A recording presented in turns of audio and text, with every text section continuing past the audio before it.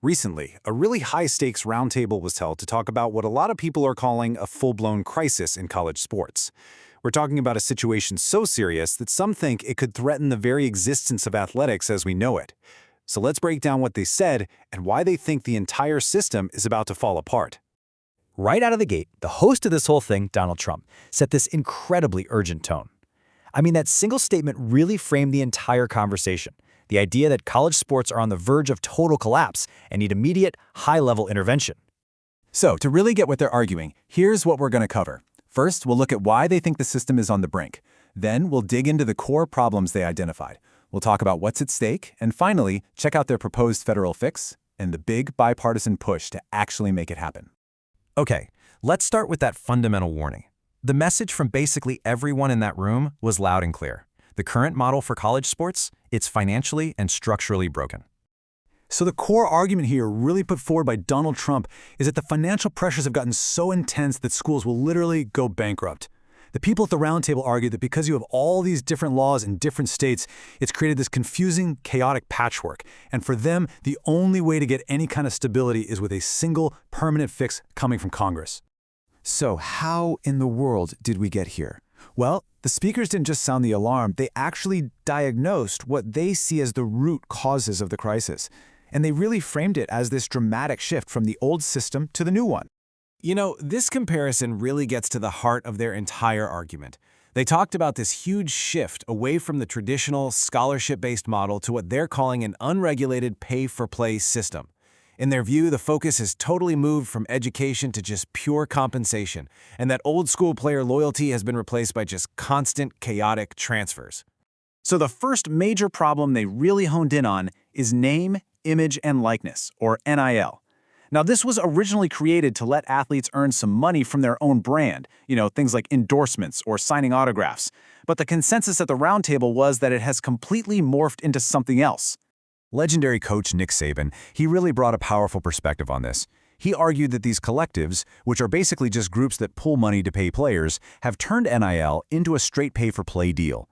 And for him, the really crucial loss here is that the conversation isn't about education anymore, it's not about personal development, it's just about the money. Okay, the second big issue they identified is the transfer portal. The speakers described a system where this constant movement of players has pretty much destroyed team stability and really undermined the whole concept of commitment. Governor Ron DeSantis painted a pretty vivid picture of this new reality. He described this super transactional environment where players can just demand more money and then threaten to transfer or even sit out big games if they don't get what they want. And in his view, that's just been terrible for the sport. Okay, so we've covered the problems.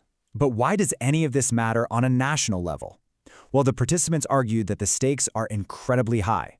They're actually framing the survival of college sports as a key issue for the entire country. And just to put the scale into perspective, the president of the NCAA, Charlie Baker, shared this number: 556,000. That is how many student athletes are currently playing across 1,100 different schools. I mean, we are talking about a massive ecosystem that directly impacts hundreds of thousands of young people. And speakers like Senator Marco Rubio and Charlie Baker argued that the value of college sports just goes way beyond the field. They see it as this huge unifying force for communities and a critical pipeline for our U.S. Olympic teams. Plus, with over $4 billion in educational aid tied to athletics, Baker even called the whole system a truly unique American jewel. So, after laying out the problems and what's at stake, the conversation finally turned to a solution. And on this particular point, there was a really clear and unanimous consensus in the room. The consensus was crystal clear. The only way to fix this system is for Congress to step in and create a single national standard that applies to every school in every state. That's how you end this confusing patchwork of local laws. And they got really specific about what that law should actually do.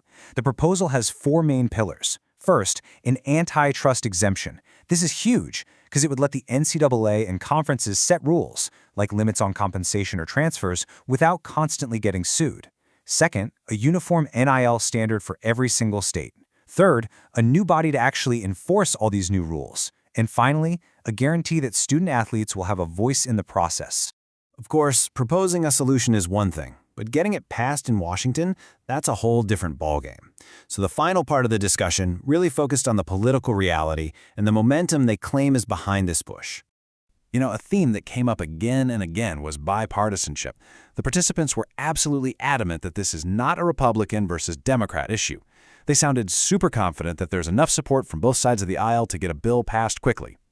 And House Speaker Mike Johnson provided probably the most concrete evidence for this claim. He flat out said that he believes a bill like the proposed SCORE Act has the support of every single Republican and a double-digit number of Democrats, declaring it a truly bipartisan effort. And that really leaves us with the big question. You have a system that's being described as on the brink of financial collapse, and you have a proposed bipartisan solution on the table. So can Washington actually act fast enough to preserve college sports? Because according to everyone in that room, the clock is absolutely ticking.